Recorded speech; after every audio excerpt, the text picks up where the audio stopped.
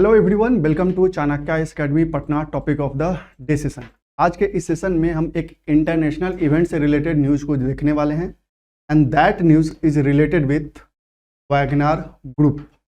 आखिर यह क्या ऑर्गेनाइजेशन है, कब इसका फॉर्मेशन हुआ और रसिया से इसका क्या रिलेशन है, और आखिर रसिया के मिलिट्री को इसने कैसे कमज़ोर साबित कर दिया है।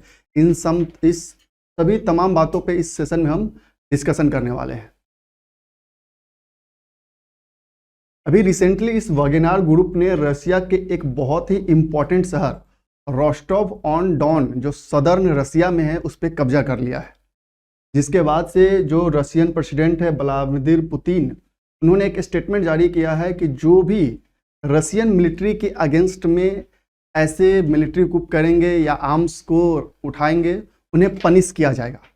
हालांकि यह वैगनार ग्रुप जो है यह एक बेसिकली प्राइवेट सिक्योरिटी ऑर्गेनाइजेशन है जो कि फोर्सेस सप्लाई करता है जब कभी भी किसी को ज़रूरत पड़ती है तो। लेकिन इसका जो ओरिजिनेशन हम कहते हैं यह 2014 में फर्स्ट टाइम देखा गया जब रसिया ने क्रीमिया पेनिनसुला जो कि यूक्रेन का पार्ट था उस पर कब्जा कर लिया था। आफ्टर दैट यह सरफेस पे आया था। लेकिन रिसेंटली में क्या हुआ है, this Wagner group chief has said that his forces have taken control of military facilities and airfield in Rostov-on-Don in southern Russia close to the Ukraine border।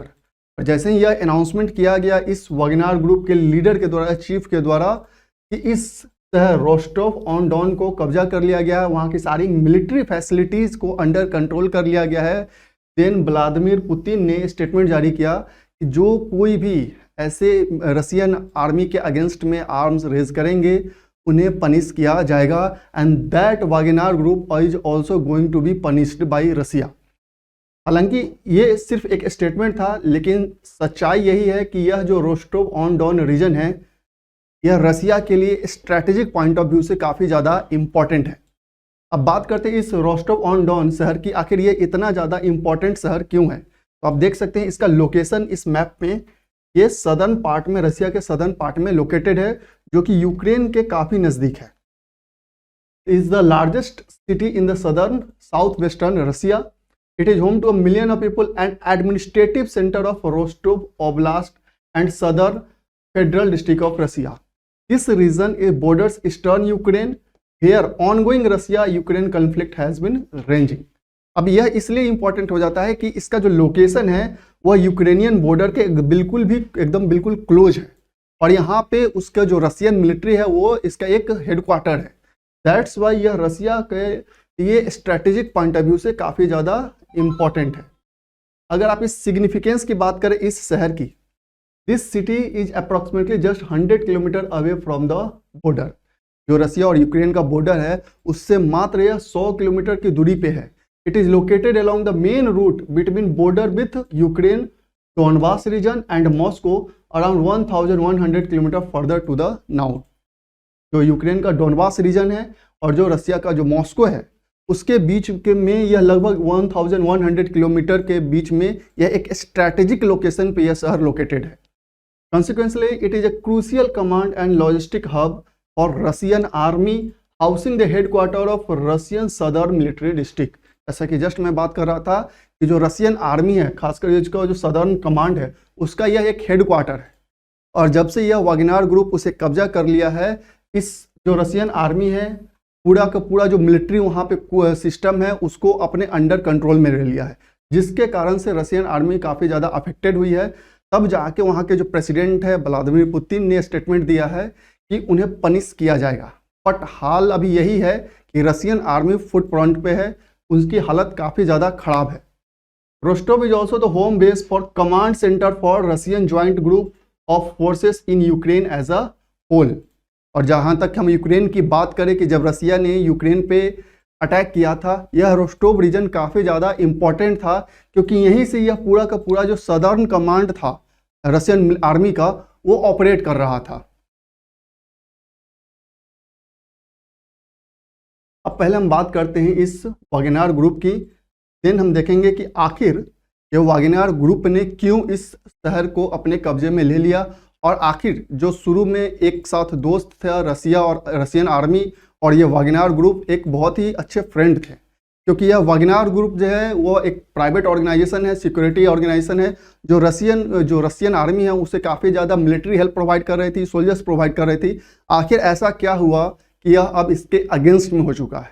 तो पहले हम जाते हैं इस वागनर ग्रुप के ओरिजिनेशन के बारे में। तो this Wagner group first surfaced during Russia's annexation of Crimea in 2014। कि 2014 में जब रशिया ने क्रीमियन पेनिनसुला को कब्जा में कर लिया था, उस समय फर्स्ट टाइम यह वागनर ग्रुप सरफेस पे दिखा था। उसके बारे में लोग जानने लगे थे कि इस टाइप का कोई एक प्राइवेट सिक्योरिटी ऑर्गेनाइजेशन भी है जो सोल्जर्स प्रोवाइड करता है। और हालांकि ऐसा नहीं है कि सिर्फ यह रशिया में ही ऑपरेट करता है, most of the other parts of world में यह ऑपरेट करता है। Essentially a network of contractors that supply soldiers for hire, the group isn't registered anywhere and its source of funding remains unknown. हालांकि यह जो एक बेसिकली जैसा कि हम चर्चा कर रहे थे कि एक प्राइवेट सिक्योरिटी ऑर्गेनाइजेशन के रूप में है, इसमें जो कॉन्ट्रैक्टर्स है वो कॉन्ट्रैक्ट लेते हैं और सोल्जर्स को सप्लाई करते हैं, but this is not registered anywhere. लेकिन हालांकि ये किसी भी कंट्री में रजिस्टर्ड नहीं है। जहां कहीं से भी इनके सोल्जर्स की डिमांड होती है उसके बेसिस पे ये कॉन्ट्रैक्ट साइन करते हैं और सोल्जर्स को सप्लाई करते हैं। और यही कारण था कि 2014 में रशिया ने फर्स्ट टाइम इस वागनर ग्रुप के साथ कॉन्ट्रैक्ट साइन किया था। जब वो क्रीमिया पेनिनसुला को अपने कब्जे में ले रहा था, तब जाके यह सरफेस पे आया था। 2022 में जब रशिया और यूक्रेन का वॉर चल रहा था, उस दौरान भी इस वागनर ग्रुप ने रशियन आर्मी की काफी ज्यादा हेल्प की थी।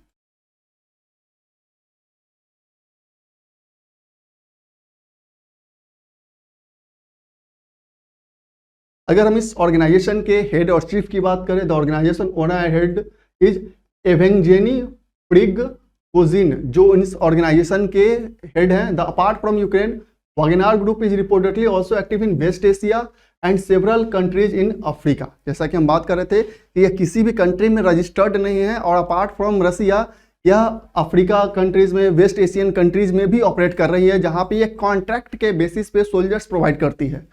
When Putin decided to invade Ukraine in 2022, Prigozhin and his Wagner group was at the heart of Russian operation। कि जब रशिया ने डिसाइड किया था कि यूक्रेन पे वो हमला करेगा, तब वागनर ग्रुप बहुत ही एक इंपॉर्टेंट रोल प्ले कर रहा था in Russian army. As the Russian advance stalled, Wagner group manpower became increasingly important. और इसीलिए रशियन आर्मी के लिए जो वागनर ग्रुप था, उसके जो सोल्जर्स थे वो काफ़ी ज़्यादा इंपॉर्टेंट साबित हो रहे थे। The organization was accused of being involved in the massacres, rape, torture of civilians in Ukraine's Bucha that took place in March 2022। और मार्च 2022 में यूक्रेन का एक शहर है बुचा, वहां पे काफी ज्यादा रेप्स हुए थे, मैसेकर हुए थे, टॉर्चर किया गया था सिविलियंस को, जिसमें वागनर ग्रुप के सोल्जर्स का काफी ज्यादा रोल था। और वही जो रोल इन्होंने निभाया था, जिसके कारण से जो रसिया है, वो रशियन जो आर्मी है वो काफ़ी ज़्यादा अंदर तक जो यूक्रेन का रीजन है, इस बूचा शहर को इजीली कैप्चर कर पाए थे। According to the media reports, it provides its services to different government often in exchange for accused access to gold and diamond mines. ये बहुत सारे जैसे गवर्नमेंट है उन सबको यह सोल्जर सप्लाई करती है on the contract basis, specially जो भी गोल्ड माइंस और डायमंड माइंस होते हैं। And this organisation also provides soldiers to those governments which often in exchange for access to gold and diamond mines। जो gold और diamond mines की access चाहते हैं, तो कॉन्ट्रैक्ट बेसिस पे जितने भी गवर्नमेंट होते हैं, स्पेशली इन वेस्ट एशिया और अफ्रीकन कंट्रीज, इस वागनर ग्रुप से कॉन्ट्रैक्ट साइन करते हैं। आफ्टर दैट यह वागनर ग्रुप सोल्जर्स उन्हें प्रोवाइड करता है। अब बात आती है कि आखिर यह जो फॉल आउट हुआ है between Wagner group and Russian military, आखिर इसका मेन रीजन क्या है? जो शुरू से 2014 से जब सरफेस पे आया था, लोगों के सामने आया है वागनर ग्रुप, उसके बाद से अगर हम बात करें तो यह रसिया के साथ काफ़ी ज़्यादा फ्रेंडली था और रसिया को टाइम टू टाइम यह सोल्जर्स प्रोवाइड कर रहे थे। तो आखिर अभी ऐसा क्या हुआ जिसके कारण से यह फॉल आउट हुआ है? तो जो वागनर ग्रुप के चीफ है, उनका क्लेम है that accused Russian troops of launching a rocket attack that killed scores of his fighters। इन्होंने क्लेम किया है, जो वागनर चीफ हैं उन्होंने क्लेम किया है रशियन आर्मी पे कि जो रशियन आर्मी के द्वारा जो रॉकेट लॉन्च किए गए थे, रॉकेट अटैक लॉन्च किए गए थे, जिसके कारण से वागनर ग्रुप के बहुत सारे सोल्जर्स मारे गए थे। That's why he also claim that Russian army officials lied to Putin about the reason behind going to war against Ukraine. और उन्होंने ये भी क्लेम किया कि जो रशियन आर्मी के ऑफिशियल्स हैं, जो भी चीफ हैं, वो पुतिन से झूठ बोल रहे हैं कि आखिर मेन रीज़न क्या है कि यूक्रेन के अगेंस्ट में वार जो वो कर रहे हैं उसका मेन रीज़न क्या है। और इन दो क्लेम के बेसिस पे कि उनके जो बहुत सारे फाइटर्स हैं वो मार दिए गए, और जो रशियन ऑफिशियल्स है that lie to Putin about the reason behind the going to war against Ukraine, immediately escalating the matter, Germany vowed to the march to the Rostov in retaliation। और इसी के कारण से जो चीफ है Wagner group के, उन्होंने retaliation में इस जो रोस्टोव ऑन डॉन जो शहर है साउथ वेस्टर्न पार्ट में रसिया का, जो काफ़ी एक स्ट्रैटेजिकली इंपॉर्टेंट शहर है, उस पर कब्जा कर लिया। तो बेसिकली जो मेजर रीजन है कि ये जो अभी आप इसका रेमिफिकेशन की हम बात करें कि अब जब यह रसिया के इस इम्पॉर्टेंट शहर को वागनर ग्रुप ने कब्जा कर लिया है तो इसका क्या क्या है आपको रेमिफिकेशन देखने को मिल सकता है।